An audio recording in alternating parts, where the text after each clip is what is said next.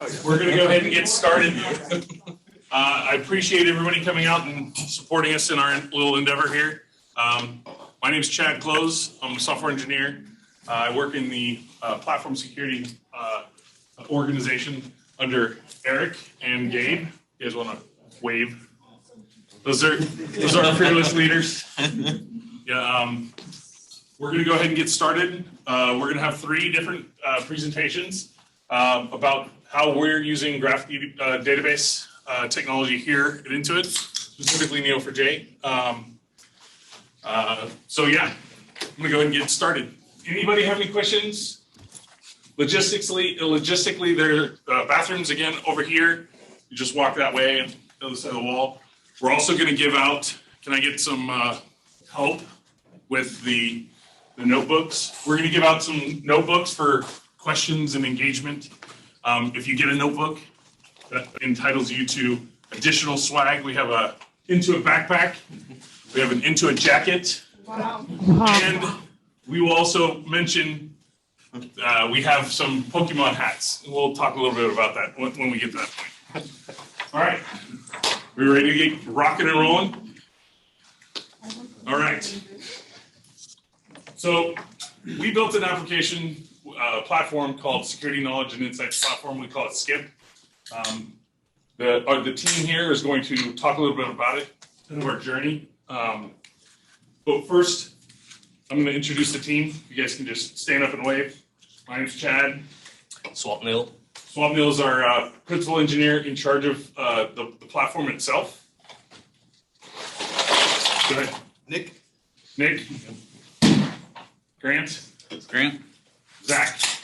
All right. And this team has been working with Neo4j for the last 2 years now. Year and change. Yeah, year and change.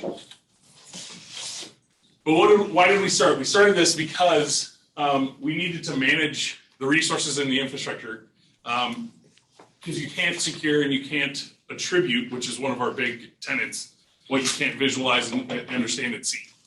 So we started ingesting lots of data, and a graph database gave us the ability to do the nodes and relationships so that we can create knowledgeable insights out of this data.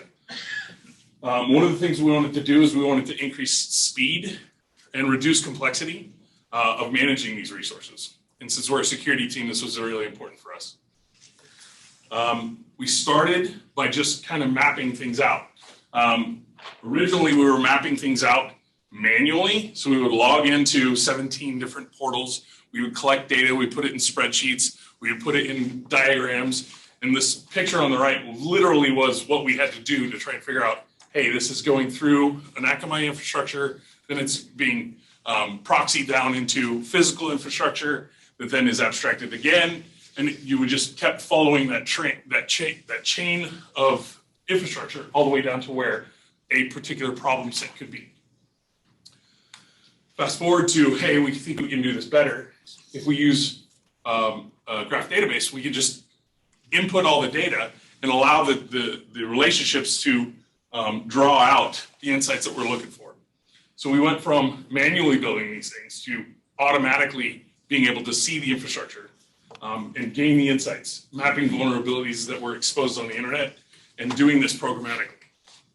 We went from, in some cases, not being able to do this at all to being able to do it through an API that sits in front of our Neo4j database and doing it within seconds.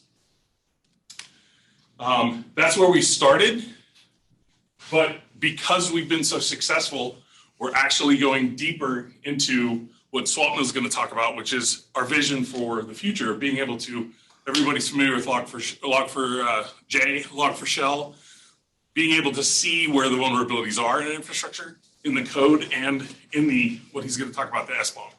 Take it away. Okay, thank you, Chad. Good afternoon, everyone.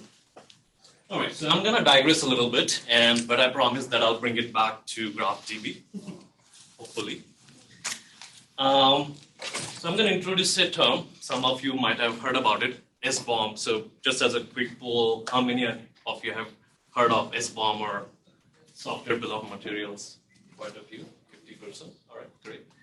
All right, so what is SBOM or software bill of materials? So when you're buying something in a grocery store, a lot of us have habit of looking at what's in it, right? What's in the food item that you're trying to buy. And you're curious because, well, you might be allergic to something or you're health conscious, things like that, right? What that ingredient list has, what you hope for, is every little thing that's actually went into that particular food item that you're buying. So similarly, if you think about software, software is built out of a lot of components. There are a lot of dependency that go into it. Those dependency come from different places, such as different vendors, things like that. So this example on the right is Maven's output of dependency list of what actually went into building this sample app. Now, Chad mentioned Log4Shell. I hope you've heard of Log4Shell. It's one really critical vulnerability that happened last year. And through that, we realized that we need to be even better prepared to respond to Log4Shell-like vulnerabilities. It's a supply chain vulnerability. And how is it then tied to SBOM is what we'll look into. So again, coming back to our food ingredients example, you're allergic to something, peanuts. Well, this is a food ingredients for peanut butter ice cream, so it has peanut in it, but peanut is something you're allergic to, so you're going to be conscious, hey, it has peanut, I'm not going to, buy it. Similarly, for software, we should, as a security practitioners, be really aware of what goes into the software that we build. 2-3 reasons for it, right? One is you want to be building software with components that come from vendors that are reputed, right? The hygiene plays a big part here. But secondly, the second most important thing, and that's what we are really laser focused on, is knowing literally to the atom level of what our software is built with. And that's where we'll go in to help with responding to tomorrow's Log4Shell vulnerability. So what's our long-term vision with this? Like Chad mentioned, this platform that we've built has been so successful that we're seeing so many applications for it. And we do have a long-term vision for SBOM. We're starting small, but we want to comprehensively solve this problem. First is, of course, like I mentioned earlier, we want improved supply chain incident response. And what that really means, I'll get to it. But secondly, sure, we want comprehensive SBOM management. We want to know what a dependency exists where. Risk management, obviously. And last but not the least is be a leader in SBOM management space. So SBOM is something that is a term that's you're going to hear a lot. In fact, Biden administration had this executive order for organizations that do business with government has to declare their software bill of materials so that that your organization is considered trustworthy. So even if it is not today, it's coming tomorrow, and we want to be prepared for it. But of course, keep Intuit secure, and of course, the good side effects are we build customer trust through that.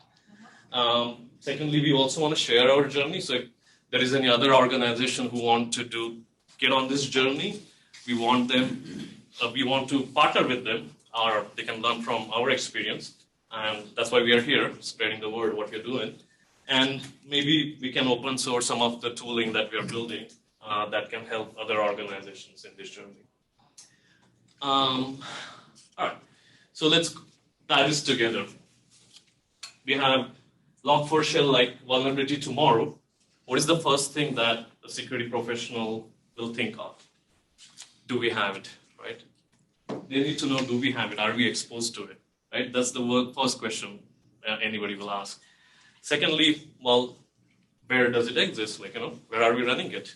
Which of our services, in fact, have this dependency? So there are two aspects to it. The dependency can exist in, of course, repositories as well as runtime. And they don't have to be in sync. You can have that dependency in repository just dormant, ready to go in runtime anytime, or it is just directly deployed into runtime. So you want to know where it exists, both the places. So SBOM So you have a vulnerable dependency as an incident response. On the repository side, what you want to know is, hey, these are the repositories where this vulnerability exists. Do we know who owns that particular repository that we're looking at? Do we know if that person is still at the company? Because people move on, not just to another company, but they move on to different jobs. And the reason that's important is because you want to make it accountable so that somebody can take action on it. So if you have a repository, you have a vulnerable version, you want to find the person who can take action on it, such as remove it or upgrade it, right? Similarly, at runtime, we want to know where it's running, who owns the AWS account, who can take action on it. And all you get out of this is you get visibility, accountability, transparency, and compliance. So compliance, I have a fine print there because there is a literature out there where it's saying that this is eventually going to be a compliance requirement where you have to declare your SBOM to whoever you do business with.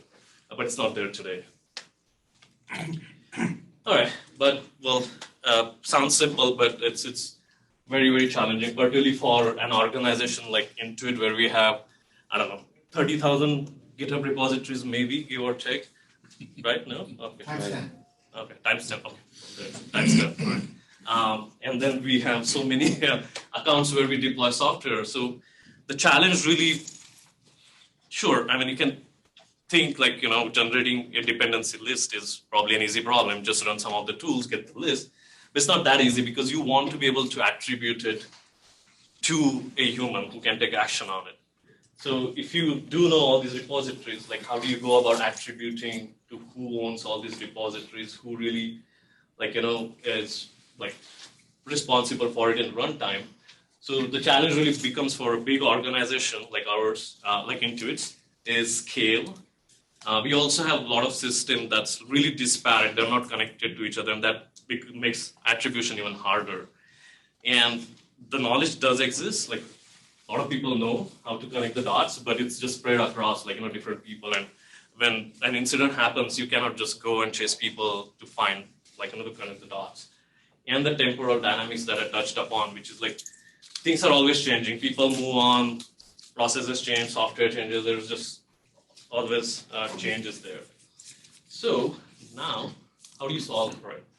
And that's where we're coming back to GraphDB. So we have data. We never probably had the problem with data. Data did exist, but the data doesn't help. If there is a 0-day again tomorrow, I can't go and make sense of that data, right? I need some automated way to figure out what that data means, right? So what we have done through a skip is the K of it, the knowledge is the critical part here. And that's what we're building. The knowledge, that graph, helps us connect the dots. So tomorrow, if there is a dependency that we're looking for, we quickly can go and ask GraphDB to, hey, tell me who owns this particular software, right? If there are 10 owners, tell me who's the top person I should go and contact. So that's one aspect. Another aspect I'm not going to go into is why use GraphDB, right? It's obvious. It's a graph. You have to use GraphDB to get all the cool things that GraphDB provides. And what that gives us as security professionals is speed and accuracy, and that's the key to improving our incident response. So with that, I think that's the last slide I have. I know I've talked a lot, but I'll hand it over to Zach, who will peel the onion for you a bit. Thank you. Everybody, I'm Zach. If I look familiar, it's because I was the unfriendly face that got you through the door a minute ago. That last slide there, just as it's going away, I'm going to take you on that transition from data to knowledge and how we do it. But think about what Swapnil and Chad have been talking about so far. Think about if you were going to do something like this in your organization, all the disparate types of data you need to collect and just how much data you need to collect. And you get stuff from source control, from tools that scan your software, from your cloud environment, all kinds of things. That's going to amount to a lot of data. Here's just some statistics of the way our deployment runs right now. We process like 20 million events an hour, make 40 million updates to our database an hour. We have a database of 100 million entities, and it comes from 50 plus data sources. Now, we've all worked on systems at scale, I'm sure, but the last one, that 50 plus data sources, is, I think, the thing that's unique to the way we've done things. With just this much data from all these different sources, it's hard to gather what you need and encode that data into the graph database.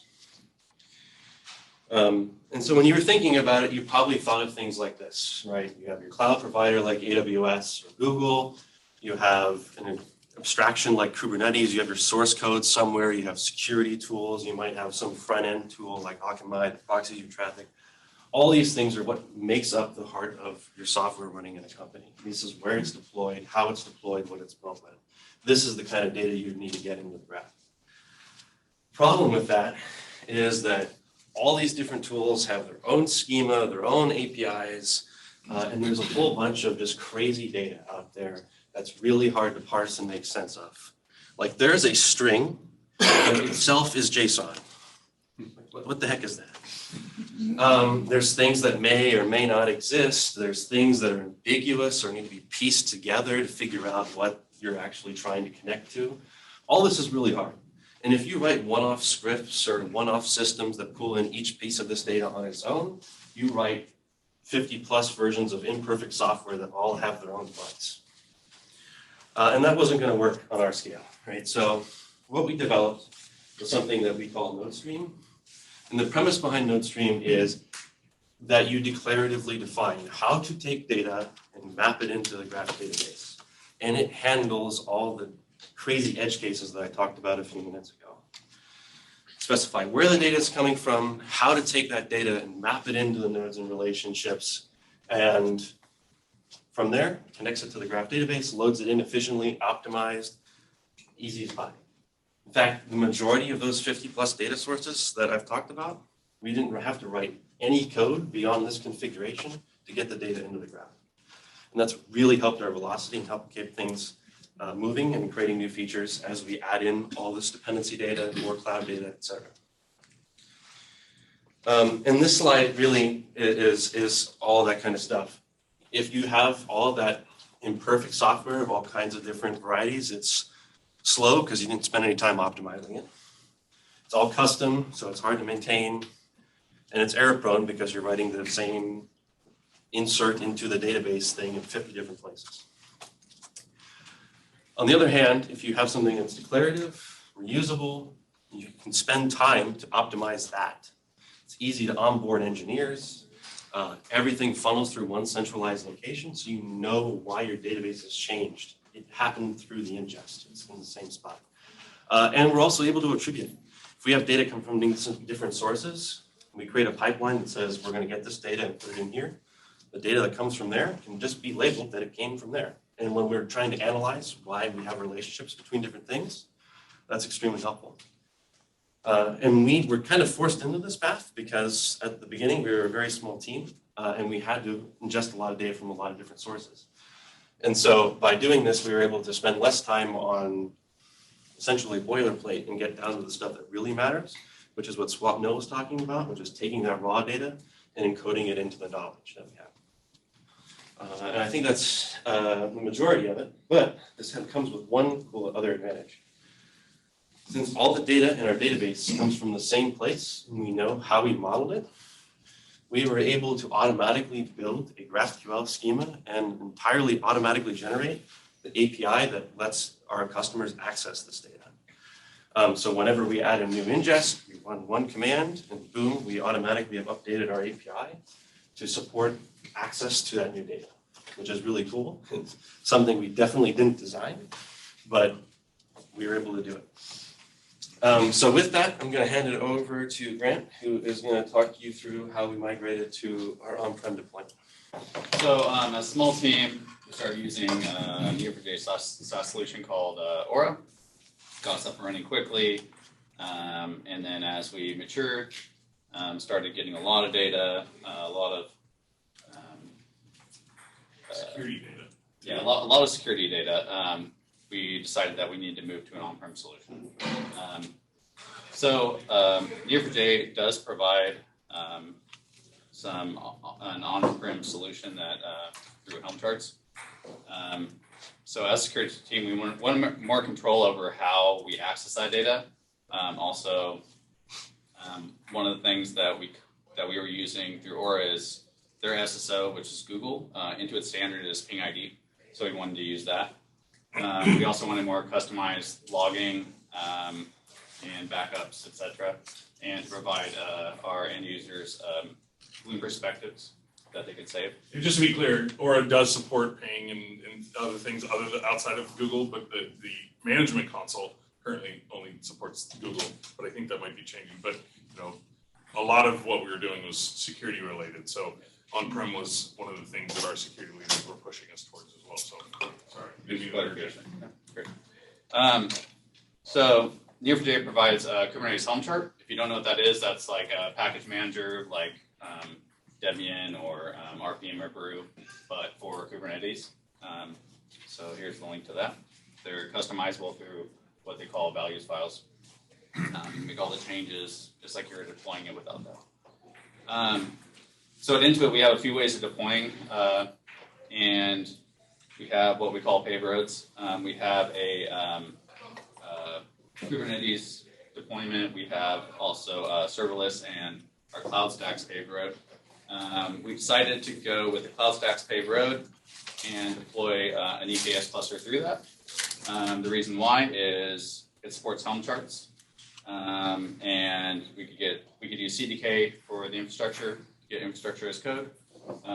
We could use the AWS auth to manage Kubernetes using kube control, and they provide a lot of tools out of the box to manage your Kubernetes cluster.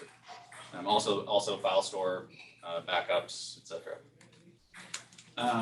So to do this, we didn't really have a good secure way to launch EKS, and the default that Amazon provides you, it's pretty wide open. It's not set up as like in a private subnet, etc. So we had to go through and kind of customize that, and I was like, hey, this might be good for future people at Intuit. Here's a good way of launching it to where it's private. And so with CDK, you can have these reusable constructs. So we created this construct. You can see right here. So we just say new Intuit Fargate EKS cluster, give it a few things. One of the things we ran into during it is the way Helm is set up at Helm chart for Neo4j. It needs some extra things like how to launch a load balancer for the service, how do I connect my DNS, etc. So we had to layer in a couple controllers inside of our CDK construct. So we just have a switch to be able to turn these on or off for the next user. And one of the things we hope to do is to be able to take our configuration and externalize it such that people can benefit from some of the learnings that we have. So a lot of the stuff that Grant did is really going to leapfrog, and if other people want to have a private cluster as opposed to a cluster that sits directly on the internet, we can offer this configuration. Yep. So here are the 4 controllers that we added. First one is to set up secrets, so we can use Secrets Manager and then pull them into the Kubernetes secrets. The second one, which is the load balance controller, allows the Kubernetes services to actually spawn load balancers in AWS. This third one is so we can actually associate Route 3 records to those load balancers. And the fourth one is so we could use non-ephemeral volumes for our nodes on Fargate. The Aura team helped us a lot with this, so I'll just give a shout out to the Aura team. Yeah, thank you so much. Figuring out this private cluster stuff. So here's the actual what our network looks like now. We have nodes that are sitting in private subnets. The load balancer in front that's launched from Kubernetes, and then so you have your Kubernetes management is done through a direct connect from our corporate network, hitting the load balancer. Going directly to the EKS. And we have Bloom going through load balancer. We have a UI API we can access, and all that goes through the load balancer as well. So totally isolated. You can't get to it from the internet. You have to be on into a corporate network. Any questions about that setup? All right. Okay. So here's the actual service running. Here's the cluster. There's 3 nodes. right here. We have our service load balancer here. And then this is what the CDK code looks like. Like I said before, this is that construct. And then below it, we dismount some secrets. We then we call this function create Neo4j nodes, which launches a Helm chart with just a bunch of nodes. So, and that's basically it. We have the whole thing up front. So, any questions on that? What's the volume it's processing there? Because you in the beginning were showing some numbers with like 50 data sources and a bunch of numbers. That volume is what It's all going into there. Okay, cool. And I will turn it over to Nick. He's going to talk about the UI. Okay, so now we have a nice Neo4j cluster set up, and we have a GraphQL. Thanks to Zach and Chad. We have a GraphQL API. Now it's time to build something on top of this, right, for our users. So, as coming from a React background, I was used to working with REST APIs, but I was still a newbie to GraphQL. So I had to figure out the steps here to do the integration, because I knew how to integrate with REST. So the steps that I took were, we first had to figure out, we were going to implement a search functionality with this GraphQL API. So we got to figure out what the inputs and outputs are. So what are the query parameters and what are we going to display for the query results? So once we figured that out, we were using Apollo GraphQL, and they have a really great client here for practicing your GraphQL endpoint or your GraphQL queries. Yeah.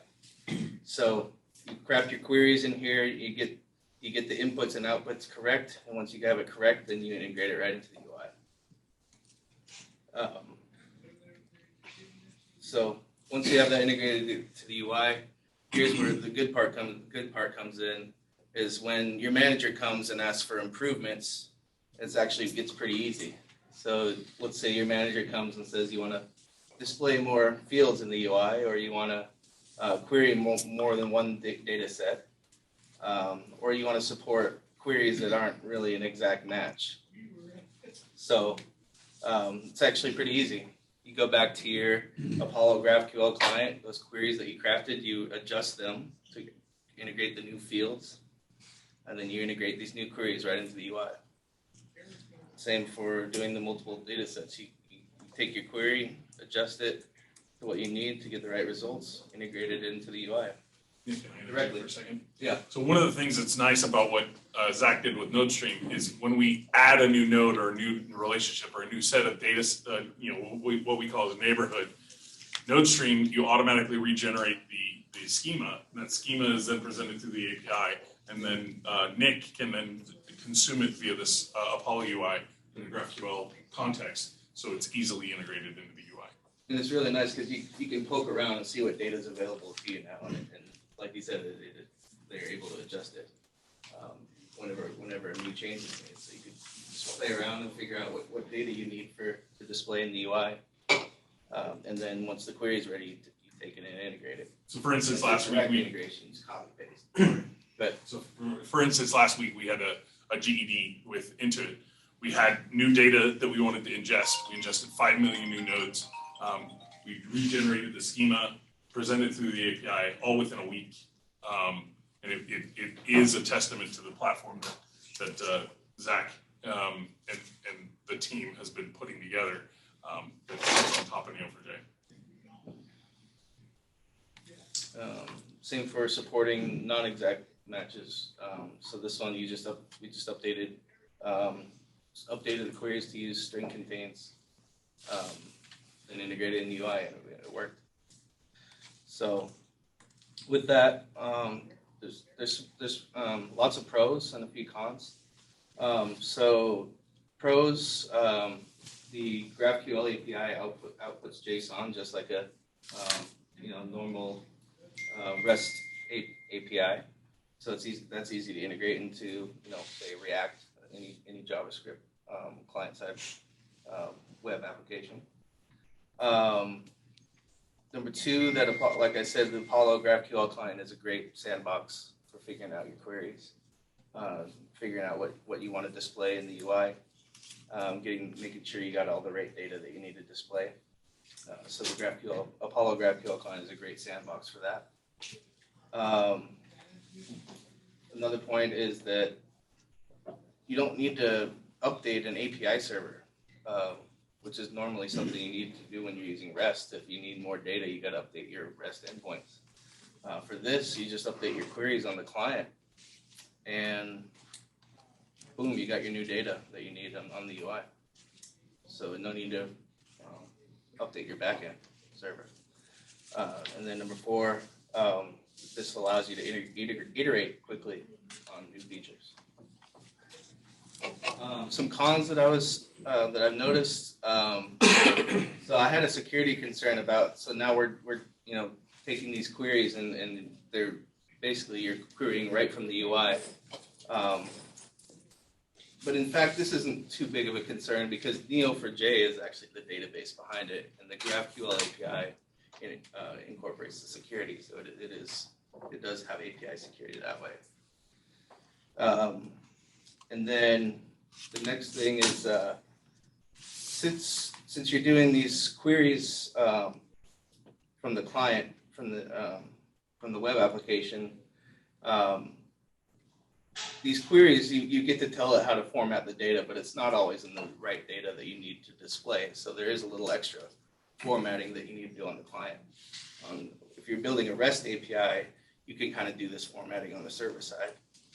So with that flexibility, that's just a natural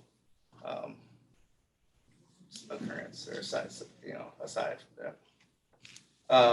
And then another con is if you go in and run a regular query here in the Apollo client, I mean the first query I ran took like a few minutes because you need to know what you're doing. If you're writing a query that returns the whole data set. It's easy to do that out of the bat. And if you don't know what you're doing, your first time going in and running a query, it's going to take a few minutes and you're getting the whole data set. So you need to know what you're querying for. So query speeds on large data sets is an issue, but if you know what you're querying for and you know how to limit your queries, this isn't a problem. And then the last part I was saying is sorting of results. I was noticing that we need a way to order our results a little better, but Neo4j does offer some ordering. So if you figure out your sorting, you put that into that data into Neo4j and sort by that, this no longer becomes a problem. Yeah. So one of the things that's nice about the platform is it allows us to iterate quickly. Like I was mentioning, we can ingest new data, get it presented through the API within days now. So it is one of the benefits. And the insights and the knowledge that we're able to glean out of the data that we have is immeasurable, especially from a security context. Anybody have any questions? I think that's the last one. Yes, sir. Hey, so if you make changes to nodestream on the generated GraphQL, does it also ensure backward compatibility? Like how is all of that handled? Is that incorporated? From a schema perspective, are you talking about? Yeah, if you make any changes to nodestream, how does it handle the schema updates on its own? So the schema is one of the challenges that if you make a change to the schema, it does change the API. And it is one of the things we've been talking about, abstracting the API in such a way that we can handle that because we are exposing the schema directly through the API. That being said, we have broken the API contract with our customers a couple times as a learning, but we're looking to do an abstraction layer that will handle that, but it's not built in directly to nodestream. Do you want to say anything more about that? If you have any ideas, let me know. So the way we're looking at it is potentially doing an API shim that handles that difference. question. Any other questions? Yes, sir. With regards to the last presentation, you're going to show any UI? So one of the things that's a challenge from a security perspective is that it is a security tool. So we have screenshots in there, and I can go back to them. And so this is the UI.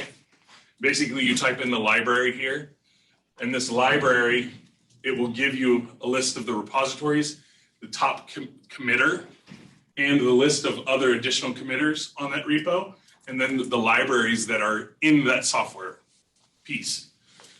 Yes, sir. Well, because you were talking about Bloom earlier, and I was wondering. Yes. I can show you a little bit about the Bloom stuff. I've got some. Same issue. Well, so I do have. So one of the open source repositories that we have allows you to ingest Akamai. We're going to show that in a little bit after the Neo4j. Neo4j is going to do a demo with AI, right? We'll try. Okay, I know we were running out of time. Sorry, but yes, we're gonna show some Bloom a little bit later. Good. Other questions? On the queries, I did have a question whether traversal queries are used or supported, and kind of if there's lower latency use cases that we can use them In the API? in the UI or in kind of the graph. Yeah, in the GraphQL. In the graph. Yeah, so you can traverse all the way through as it's essentially a transparent layer over the database itself. So you can traverse any queries. Let me go back. Sorry, I know we're running. Yeah. Well, that's okay. If we can talk about it later, I don't want to. I'll just show it real quick. Like that's the relationship name, that's the node name, and so it knows how to map what you specify here to the database, and it's just a transparent layer on top of it. You can drill as far down as you want within limits. Other questions? We can ask questions later. I want to up here and get going on the Neo4j site because you guys have a time constraint, right? Yeah, sorry about that. Sorry. But we can definitely ask more questions later. And yes, we're going to show Bloom. All right, so let me get back to this. Well, while he gets that up, thank you everybody for showing up. Really excited to be here in front of you all, and thank you for your time and attention today. What I'm going to talk about today is not an official product, but it's something that we wanted to share with you guys around the whole buzz of AI, which everyone's hearing about almost every single day. So once we get that up, we'll get into the presentation. I also have on the phone Kumar on our customer success team with me, and if we can manage to show it a live demo of this for you, we would love to do that. Otherwise, I do have some screenshots. So we'll get right into it here. Yeah, give me a second. Sorry, guys. And then a little bit about me. My name is Abhinav Jain. I'm with the customer success team at Neo4j, and I have the privilege of managing Intuit as a customer. As much as you can manage somebody else, right? Yes. But it's the wrong side. Nope, that was right. I just need to drag it over. Yeah, the only constraint is Kumar has to pick up his kids at 5:30, so Okay. I don't want to hold them up too bad. Okay. Awesome, thank you. Yeah. Great, yeah, so I'm gonna get right into it. For this presentation, just try to just open your mind a bit on like creative side. This, like I said, this is not a productionized product or anything. It's something that we're just exploring because we're seeing so much demand in this space with everybody wanting to use AI for something to make their product better. Okay, so let's get right into it. This was a longer presentation I gave to the company with a few team members. So we're gonna cover just the first two parts today. Mainly, I want to talk about this AI revolution, just to get you guys all up to speed on how fast things are moving and what other businesses, some of the big companies that are leading this effort, what they're thinking, what they're doing, and how we're looking to incorporate AI into our product. So I'm going to start with this, right? This is a bold statement, but it's not to be dramatic. It's actually a fact, right? AI is disrupting every industry. It's not a trend that's going to go away this year. This is a seismic shift. We really believe that every company from healthcare to finance, retail, manufacturing, all of them are looking on how they can use AI. It's becoming the new electricity that's going to power change in every business. And we felt, hey, we're the leader in this graph technology space. So we should definitely take on to this trend and see how we can do better with our technology and make it more robust. But before we get there, let's talk a little bit about who is behind all this monumental shift. Who's causing all these changes in this technology space with AI? So I'm sure you recognize many of the names that are up here. But yeah, definitely, Microsoft and Google are battling it out with strategic investments in ChatGPT. By the way, show of hands, how many people here have played with ChatGPT in the last 6 months? Awesome. So I'm talking to the right audience. Love it. So, and if you don't know, Google has their own called Bard. It's okay. But they've invested very well in Anthropic, which has a really good bot called Claude.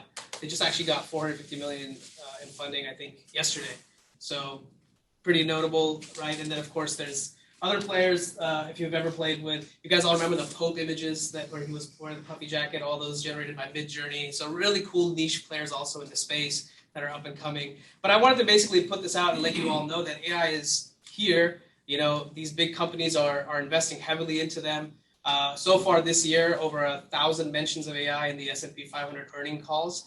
Today, Intuit's earning calls, you guys did great. I didn't get to listen, but I imagine they probably mentioned AI in there as well, right? And then, what was really interesting, a couple of other key data points, IBM had about 8,000 jobs that they had open, and they decided to pull them off so they could look at what they could remove and have AI do in those jobs that they had available. So again, that's not a small thing, right? IBM is a big company. We all know them. 8,000 jobs are trying to look how they can replace some of that work with AI. And then companies like PwC, Deloitte, they're investing billions in how to help their customers take AI forward within their own services. So they've invested billions into that very recently. Again, Accenture as well with Salesforce trying to incorporate AI into Slack. There's a GPT plugin now that comes in Slack, and pretty much every tool that you use. I don't know if you've seen, iOS just has a new ChatGPT app, and they're talking about releasing voice capabilities where you can actually talk to it. Same thing with Alexa and Google Home, right? So this isn't a trend that's going to go away. This is only going to get more involved, right, as the year goes. And it's important to also remember that this technology, though it's powerful, it's also a little bit scary because it could be very dangerous if it's not regulated. All 4 of these companies on the top quadrant there got called in to meet with the White House about product safety. Sam Altman, OpenAI CEO, was there last week talking to Congress about regulation. G7 just called for standards around AI regulation last week, actually 2 days ago. And for the security folks in the room, you probably know this better than me, Cybersecurity and Infrastructure Agency, right? They said, literally, this is the quote, AI may end up not only being the most consequential technology of this era, but probably the most powerful weapon of our time. So it's a big deal, and we didn't want to just put this to the side, and we really thought to ourselves, what can we do to take the power of AI and put it in our product? And that's what we started to look at. Our customers, one of them, I won't name the name, but they're on that last slide. If you can figure out one of the big customers leading the AI revolution right now, they asked us, hey, Neo4j, we love your product, we use it, but how can you help us make this better? How can you help my business analysts, the people that are using your product, to get insights faster? And so we thought to ourselves, yeah, what can we do to help them, right? And that's where this idea came up, so Kumar and I, we're on the same team, customer success. Is he still on, by the way? He's on. We thought, what can we do? So we thought, the easiest thing that we can do is make it easier to interact with Neo4j. So if you don't know, we have a query language called Cypher, and it requires a bit of learning to engage with the database. And we thought, well, if you have tried, since many of you have used GPT, you can ask it already questions about Neo4j to have it write Cypher for you. So it does that, but it doesn't have context. So we thought, well, what if we could do something that marries the two and makes it easier for the person that just started using Neo4j to get value much faster? So that's exactly what we did. So quick little diagram before I get into the demo here. So what we did is we looked at, okay, anybody can ask a question to ChatGPT, but if you can provide it more context, you will get a better answer. So what we've done is we've done exactly that. We've created, we connected to the Neo4j instance, and that could have different databases in it. We start to get the shape of your data, the properties that you have, what kind of nodes and edges you have, and we create all that as context. And then when you ask a question as a prompt, all of that is provided as additional context. Okay, so that prepares the prompt, the context, you ask a question, then the large language model generates the underlying cipher query, so you don't have to do any of that. That output is then fed back into the large language model because database outputs are not always super nice to read. So how can we make them easy to understand? We feed it back into the large language model, and then you get an output. Okay, and what do you think is the end result of all this? Well, you get wisdom. We were talking about knowledge, which is what a knowledge graph can give you, but ultimately what you want out of that is the wisdom that you can extract, and you can get there faster. And as a CSM, right, like I care about my customers getting there fast, the time to value faster with everything they do and with our technology. So with all that said, I'd love to show you this in action. So Kumar, if you're still on, and he can just take. I think he can take the share. You can take the share. Yeah. Okay. So. Kumar, if you're on, would you like to try and see if you can share your screen? Yeah, I'm here. I'm going to share my screen. Awesome. And I'll narrate a bit. So basically what he's going to set up is we'll show you a tool that we've built, we're calling it Neo4j, basically allowing you to talk to your database instead of having to write queries. And you'll see we have multiple data sets in here. So these are different Neo4j databases. We're going to pick Enron if I'm sure most of you know, I'm a millennial, but 2001, right? Biggest fraud, whole debacle, right? But they released like 600,000 emails. So we put that data set into Neo4j so we can maybe learn from it. So what we're going to show you here is by clicking on this, what it does is it actually loads the model that's behind it. So if you click on load preset and show the model, what you can see underneath the hood is what the actual data model of that data set is. And here what GPT is doing is actually giving you some descriptions about it and also what kind of questions you might want to ask, like some examples so you can understand this data set better, right? So hopefully you guys can kind of see that. That we have emails in there. We don't just have emails to and from, but we have actual content of the text within each email, so we can search through all of that. And then what we want to show you is just the power of like we talked earlier, you mentioned, right? Like you can have all the data, but when you need the value, you need to have it already in place so you can get what you need out of it, right? And so let's say we have this data set, and what I want to know is, okay, so let's pick one person, right? That we pick in this use case. There's a person named Javon, and just FYI, that person doesn't actually exist. We obfuscated the name, so it's not a real person, but it was a real person in the data set. And we want to know, like, okay, who was this person communicating with externally? Like, what were all the sort of emails they were sending to different places? Let's see how quickly we can find something like that out. So we'll just come here at the bottom. You can see this is very similar to like a ChatGPT screen, right? You just have a text input box. You can type in your question, and everything's already primed. So Kumar, would you please input in there the question about who are the top 10 external recipients or recipient domains and emails that Javon was engaging with? We'll go ahead and click go here, and you'll see that what it started to do, like I was mentioning earlier, it's taking that question, it's translating it back into a cipher query that the database can understand, and then it's bringing back an actual chart generated from that data. So you can see, okay, this person was talking to a lot of AOL users, which who does that, right? That's already a red flag.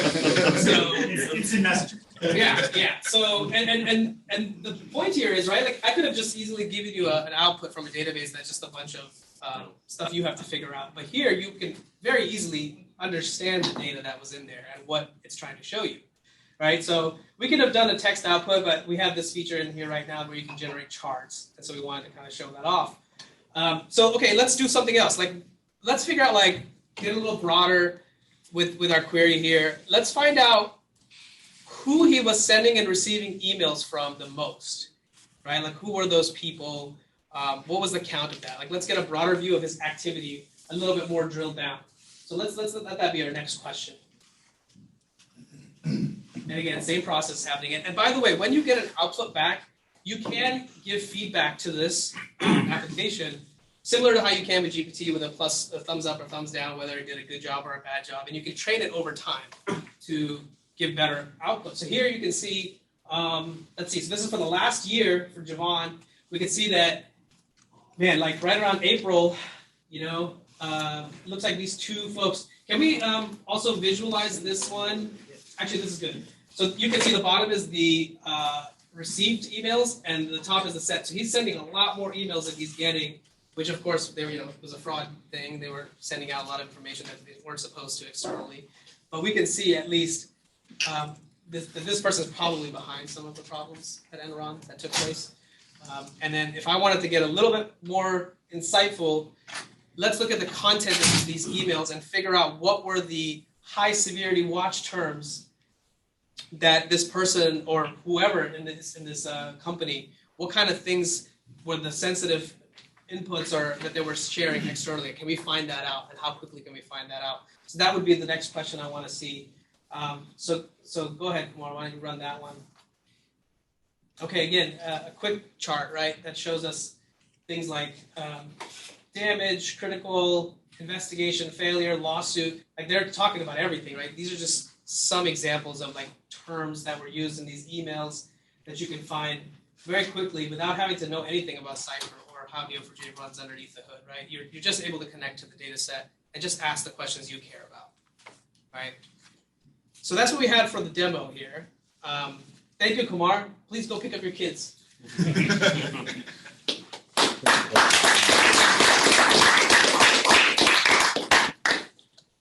So, how does it do the classification of high severity watch terms? Like how's that determined? That's a good question. I don't know if Kumar's still on. Are you able to answer that for me, Kumar? Like, how did we determine the severity terms? I think it was, I think we decided what we wanted to hear, but let's make sure I confirm. Yeah, so there was some GDS algorithm ran, and then text classification algorithm ran, and then we classified the content, with the severity terms. GDS is graph data science. Okay. Yeah. Any other questions about this? Do you want to switch back to the share? Yeah. You guys think this is cool? Yeah? Okay, good. Super cool. So you could use this with any data set, right? Yes. Of course. Yeah, and there's a lot to leave to the imagination here. Like right now, you're getting. He's got too many beers over here. We gotta cut him off. That was your stellar presentation. Yeah, I just knocked him out of his chair. That was not good. Knocked him out of his seat.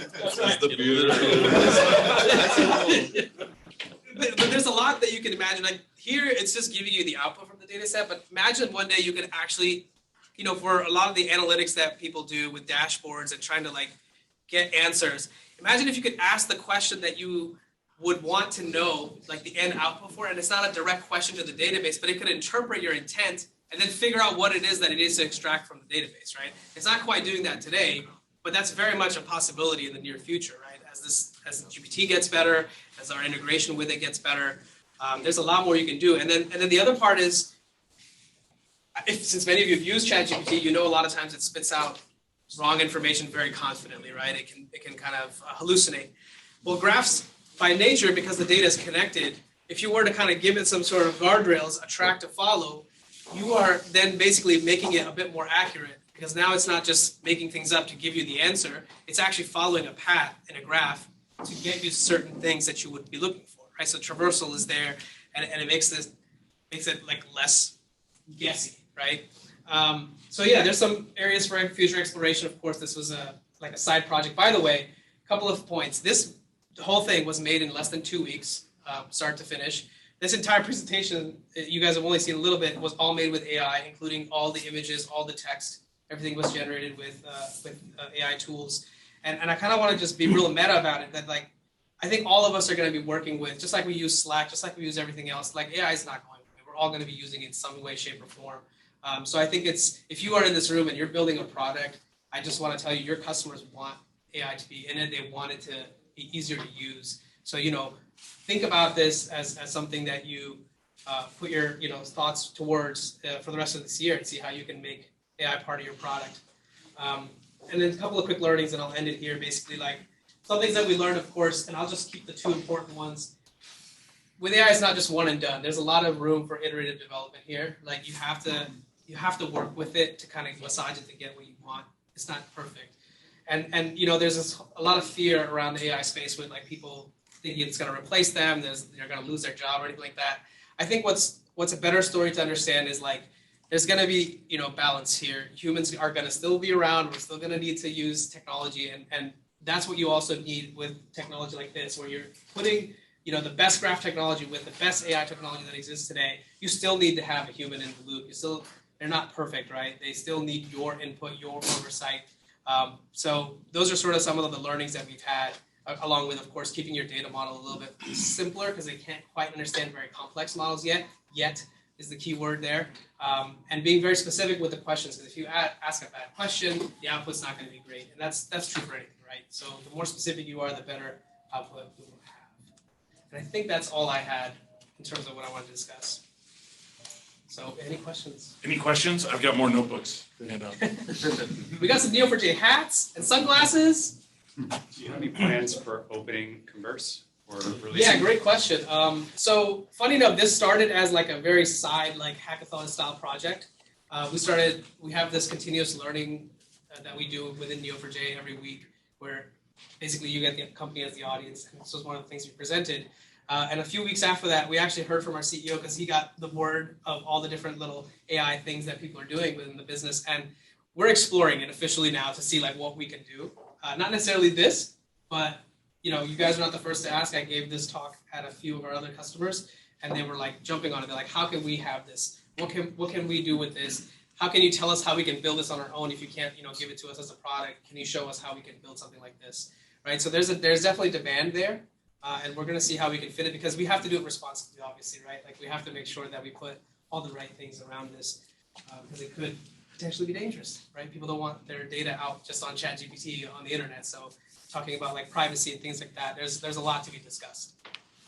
I saw you had Bedrock in there. Are you looking at private LLMs versus public?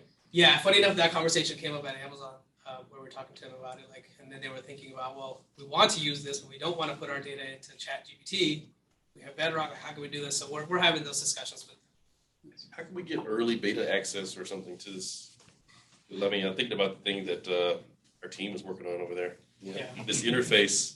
Yeah, I was going to pull him aside right after. Okay. Hey, the best thing you can do is open support tickets, ask for this as a feature request, and we'll bombard our product management team with it. Be like, hey, look, there's a lot of demand. So, depends how many beers we have together. Yeah. This is great. I personally want to give it to you, but we want to put it in the product somehow. Yeah.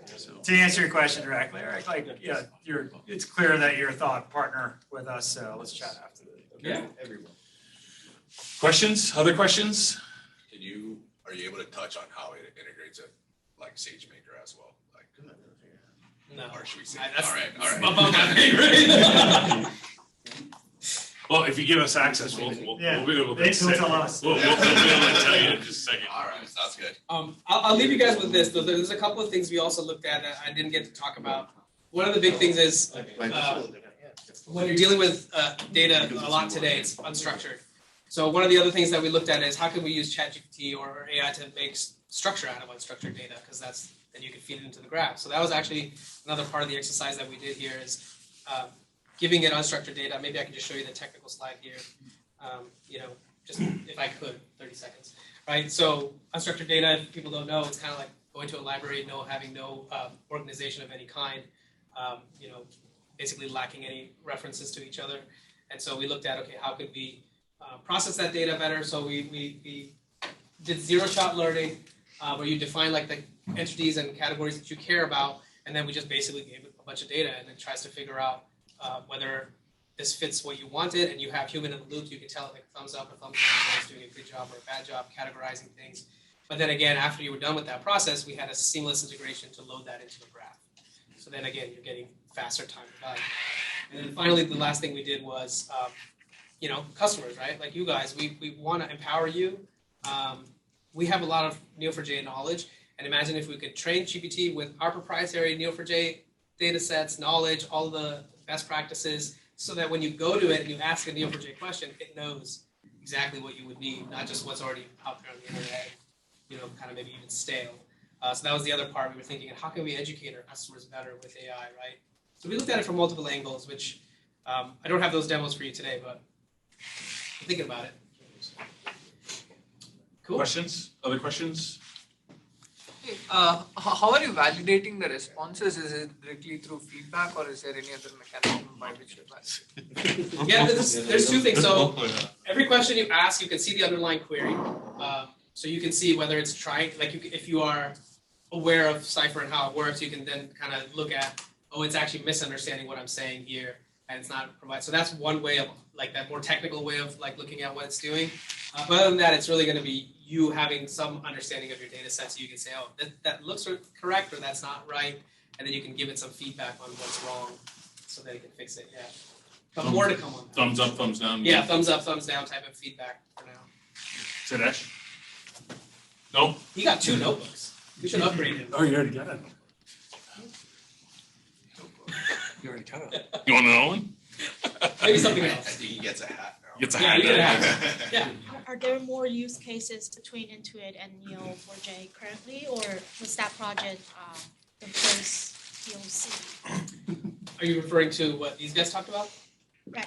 Yeah, there's actually another one. I don't know if I can talk about it, but yeah, there's definitely another team here who is looking at all the customers that use your products like TurboTax or QuickBooks or whatever have you, right? They're looking at where these people are clicking, where they're getting stuck, what parts of the product are kind of like the hot zones, and they're feeding all that into a graph so that they can understand user behavior and enhance certain parts of the product better, remove like roadblocks where people get stuck most often, things like that. Yeah. So there has been a partnership. Oh yeah, that project is very much yeah. Swapna? Yeah. So I'm still learning AI stuff, but I understand it, right? If you think ChatGPT, there are kind of 2 aspects to it. One is the model itself, where you actually train the data, but their models are pretty much fixed. They, like, OpenAI takes care of sort of like, training the models. And the aspect that we all users see is the way to converse with it, right? By typing what we want, like how we showed. So my understanding is that what we type doesn't become part of the model. It just lives in that conversation window. Yeah. So which approach did you use? Because one of the things to train model, which is hard, is if you want to use better model, like 3 or 4, you just need like this humongous infrastructure to be able to do that.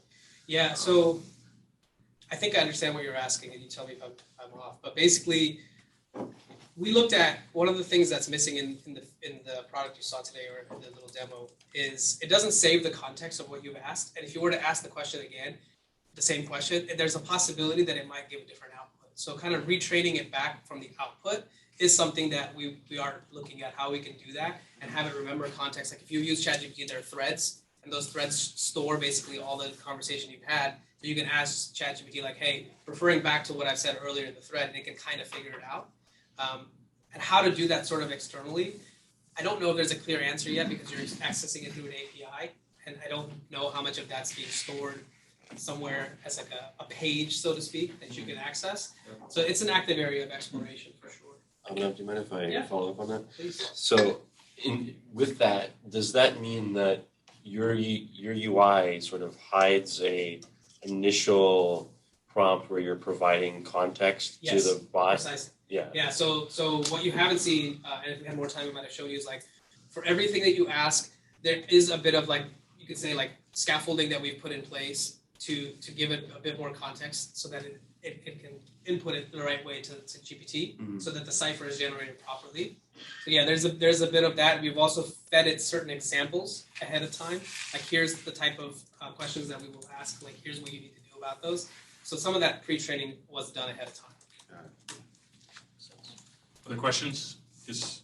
Hey, so whatever you type, it translates into a slightly larger query going into the LLM, right? So how are you managing the tokens and the costs there? Yeah, good question.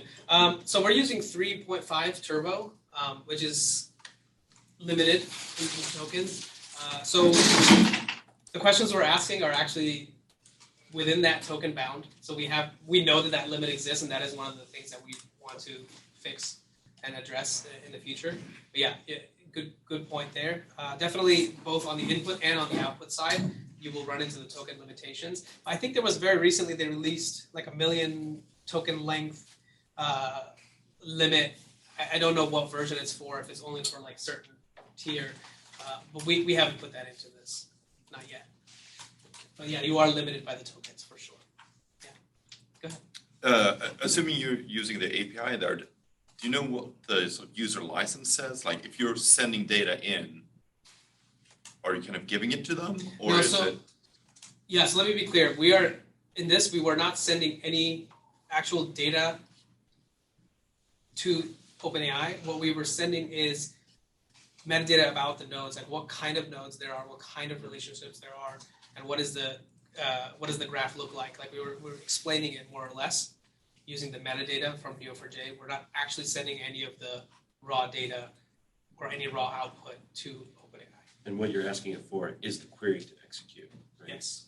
Yeah, so it's inferring from the metadata what would be the query that then gets run in the Neo4j, but then doesn't get sent to OpenAI. But the part that I think you're probably referring to is once you get the output, we are feeding that to the large language model to have it make it more like human readable. So that part we need to work on. Again, this is just a demo. Right? But yeah, there's definitely some security things we want to look at, like privacy-wise as well. Sounds like you guys like this. This is good. I'm glad. Other questions? We have one more demo from the Akamai, but I want to take a poll. We want to take a break. We've been talking for a long time. There's a lot of beer, guys. Wow. Want to take a break, or you want to just jump right into the last one? Fly through it. Do it? All right, let's do it. All right. Thank you, guys. I really appreciate your time. All right.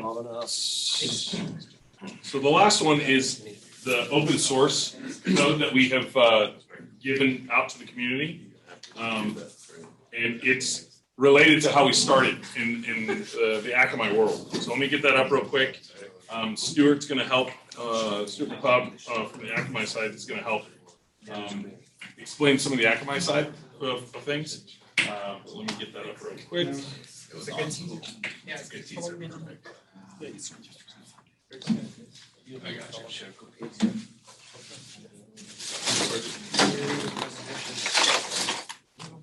You get it here. I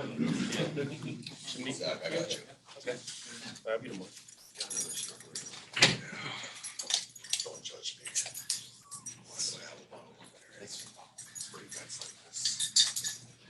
So the repo that's out there currently, we recently updated it. There was a blog post that talked about kind of where we started, how we ingested the Akamai data. And this repo out here has the precursor to nodestream, and it also has some things that you can play with to do some of the ingest associated with Akamai.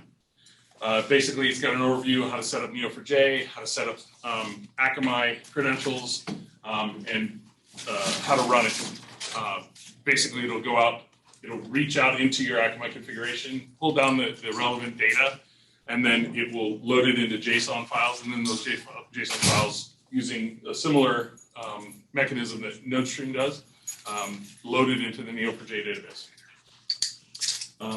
So basically, you can come out here and you can run this. It's also got a Bloom visualization perspective in there related to this ingest.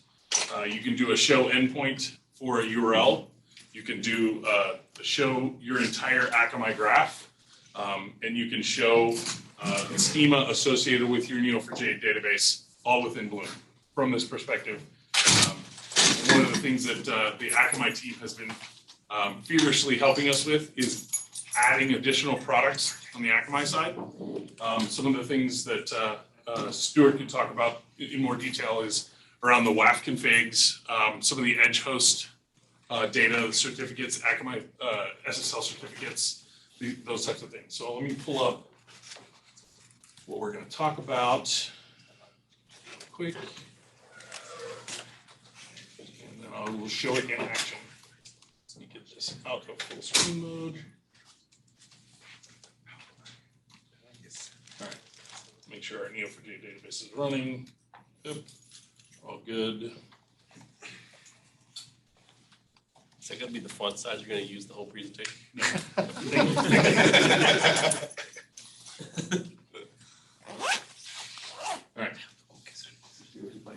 Is that better? Yes, better. All right. So now we're going to go Neo4j. So I've already run the cacher ingest. So we have locally, what it does is it runs, it drops it into JSON files, and then those JSON files are then loaded into the database. You can do it so it pulls it directly and loads it directly in the database, but for example purposes, this is what we're doing. What this make file is going to do is it's going to run Python behind the scenes, and if the demo gods are happy with me, then it's going to simply pause and wait. What this is doing is not doing what I need it to do because I have the environment to source those in. So what this is doing under the covers is it's taking the JSON files, and those JSON files, it's reading the JSON files and it's writing it into the Neo4j database. I've already done it. This is going to just continue behind the scenes. But what I'm going to do here is, since I've already run it, we're going to. You already made the cake. I already made the cake. So this is browser. We're going to do Bloom.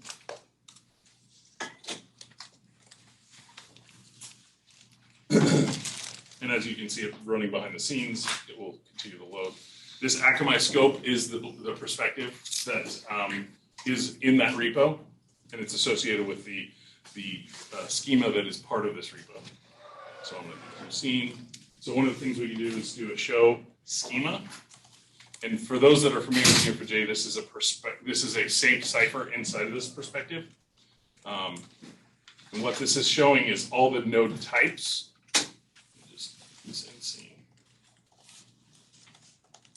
So we can see that we have endpoints, which are FQDNs. It's a virtual representation of the FQDN. And then it's also got certificates, edge hosts, Akamai specific endpoints, which are those end host names, GTM configs, net storage, property configs, and redirect configs.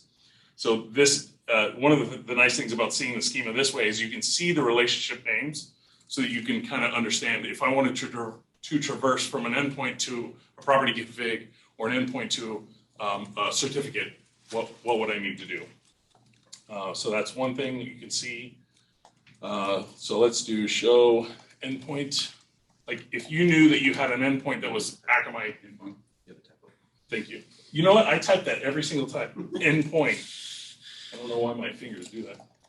So this particular endpoint, we can see it has multiple redirect. The yellows are redirect configurations. So this endpoint is referenced inside of a redirect config.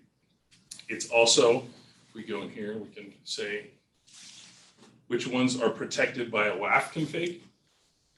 So the green is now, these are endpoints that are protected by the Akamai WAF config. Some of the other things we can see. The orange is a property config. So if we right click here, we can say inspect, and it's not going to show, I don't know why.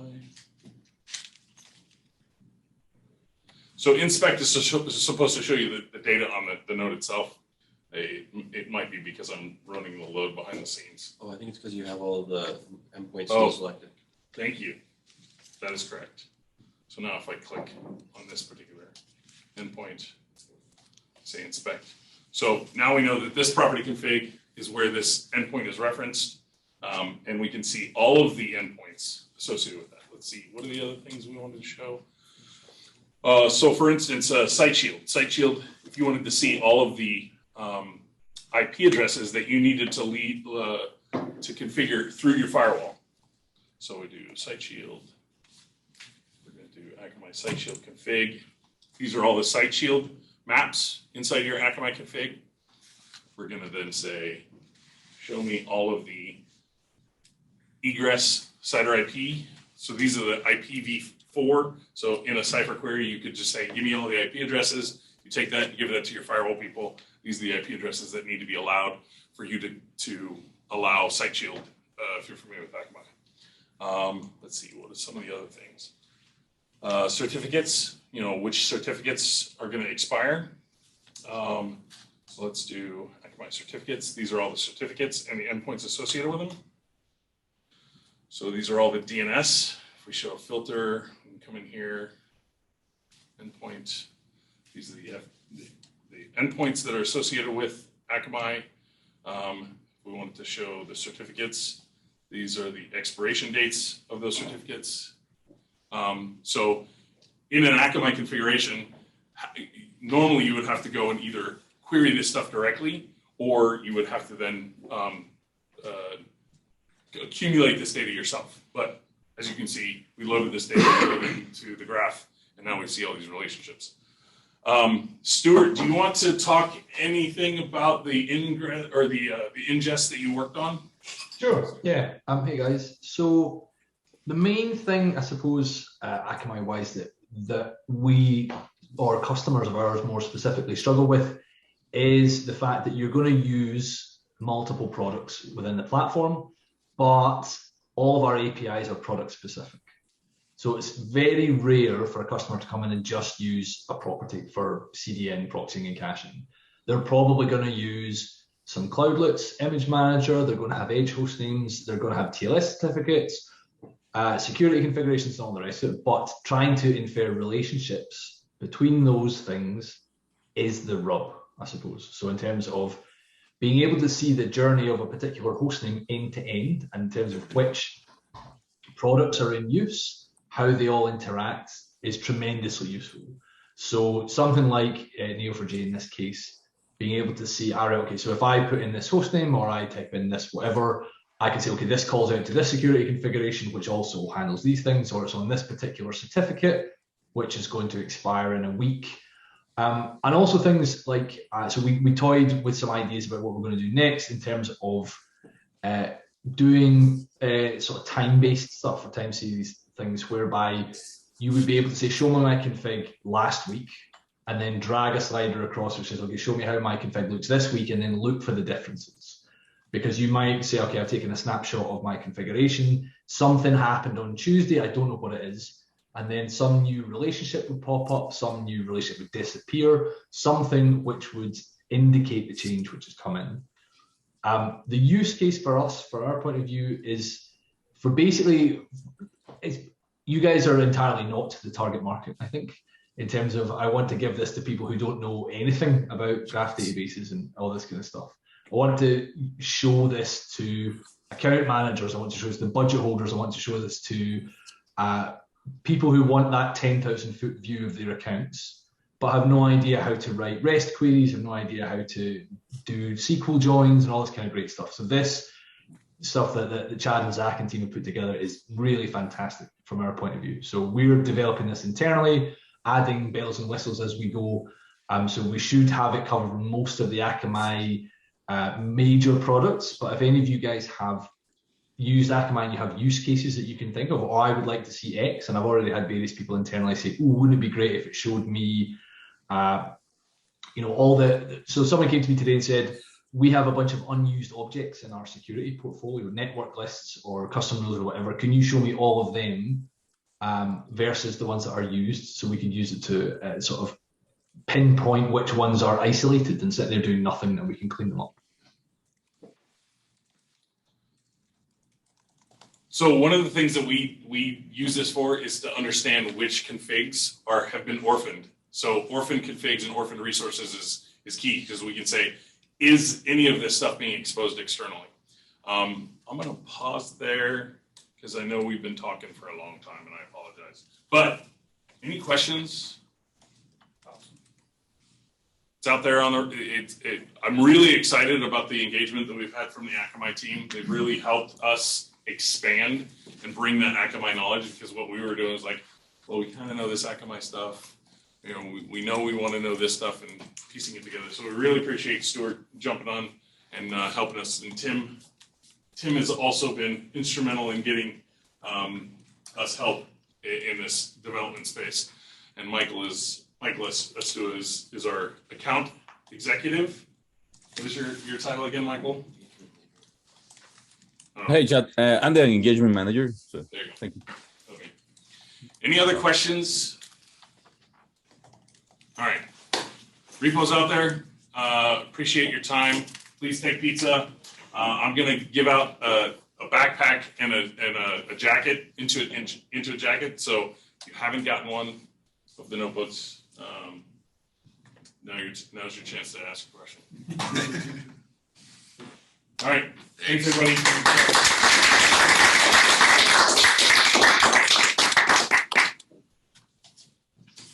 You should quiz them. Yeah.